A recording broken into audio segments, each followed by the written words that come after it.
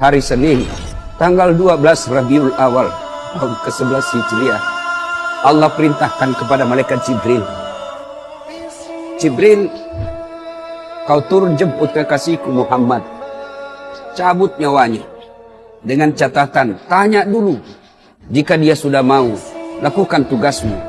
Tapi jika belum mau, tunda tugasmu sampai dia mau. Panggil 3 malaikat menyertaimu, Mikail, Israel, Israfil. Turunlah malaikat. Di langit ke-7 mereka masih berempat. Langit ke-6 mereka masih berempat. Sampai di langit pertama malaikat Jibril berkata, wahai malaikat pencabut nyawa, kau sajalah yang turun ke dunia. Saya tidak tega menemanimu dan melihat engkau mencabut rohnya Muhammad SAW. Lalu malaikat pencabut nyawa berkata, Jibril, kenapa kau tidak turun menyertai kami? Bukankah selama ini engkau yang menyertai Rasulullah? Bukankah selama ini engkau yang menemui Rasulullah? Kami tidak pernah menemui Rasulullah. Turunlah bersama kami. Jibril berkata, maafkan saya tidak betul-betul tidak mampu melihat engkau mencabut rohnya Rasulullah. Turunlah 4 malaikat ini. Lalu malaikat mengetuk pintu Rasulullah, ketuk rumah Rasulullah. Assalamualaikum warahmatullahi wabarakatuh ya Rasulullah. Nabi dalam rumah menjawabnya, waalaikumsalam warahmatullahi wabarakatuh. Fatimah membuka pintu, ternyata tidak ada orang di depan pintu. Rasulullah lalu bersabda, sudah ada di samping saya. Malaikat pencabut nyawa berkata, ya Muhammad, hari ini aku diperintah Allah untuk mencabut ruhmu. Rasulullah menjawabnya, wahai malaikat, 24 nabi dan rasul senior saya, 24 nabi dan rasul pendahulu saya, setelah mereka melaksanakan tugas, mereka pun menghadap kepada Allah. Hari ini saya siap menghadap, tapi saya lihat ini ada keanehan. Apa ya Rasulullah?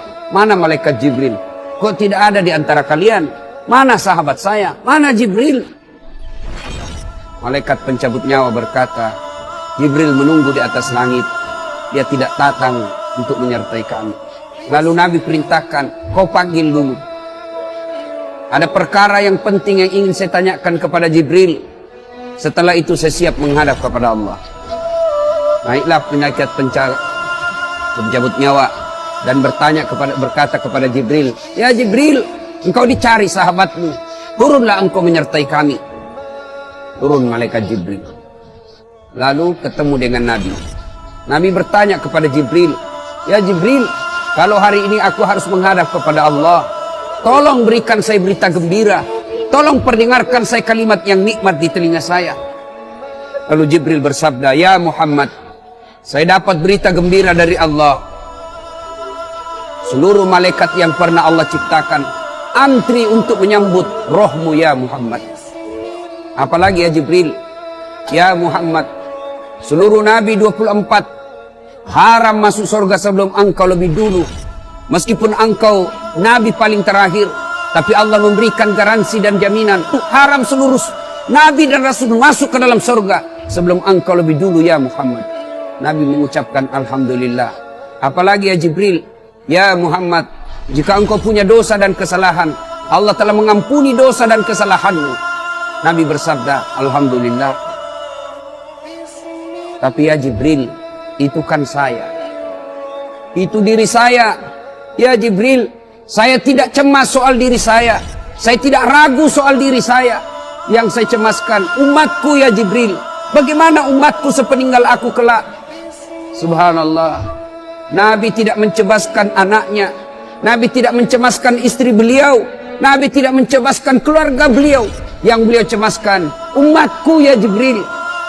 Jibril lalu berkata, baiklah kalau begitu ya Muhammad, nantikan saya.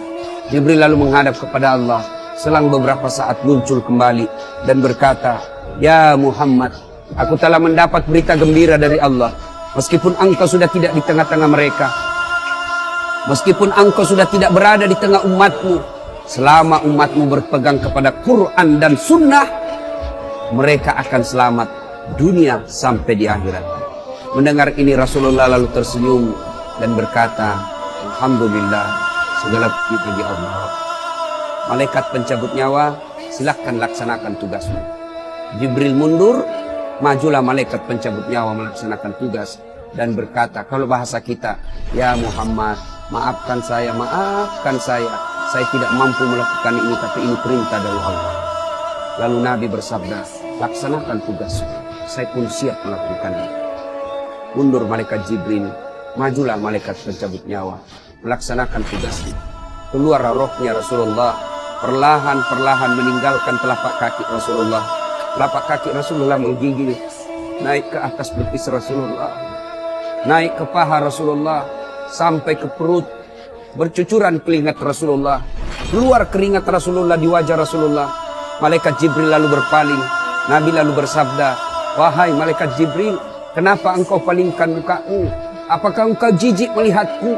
Apakah kau jijik melihat wajah saya? Jibril bersabda, ya Muhammad, ketahuilah demi Allah yang menguasai segala-galanya, tidak aku jijik melihat mukamu ya Muhammad. Aku tidak tega melihat engkau menghadapi sakaratil maut. Aku tidak mampu melihat engkau menghadapi sakaratil maut. Nabi lalu bersabda, ya Jibril, ketahuilah, andai saja Allah tidak cinta kepadaku, andai saja Allah tidak sayang kepadaku, betapa sakitnya sakaratil maut ini. Tapi aku mohon kepada Allah, ya Allah, jangan engkau timpahkan sakitnya sakaratil maut ini kepada umatku. Bebankan seluruh penyakit sakaratil maut ini, bebankan seluruh sakitnya sakaratil maut ini hanya kepada aku. Jangan engkau berikan umatku ya Allah. Begitulah cintanya Rasulullah kepada kita. Perlahan-lahan sampai ke tenggorokan. Sampai ke tenggorokan ruh Rasulullah.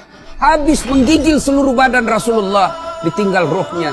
Lalu di penghujung bibir beliau mengucapkan, pelihara solat kalian, pelihara solat kalian, pelihara solat kalian.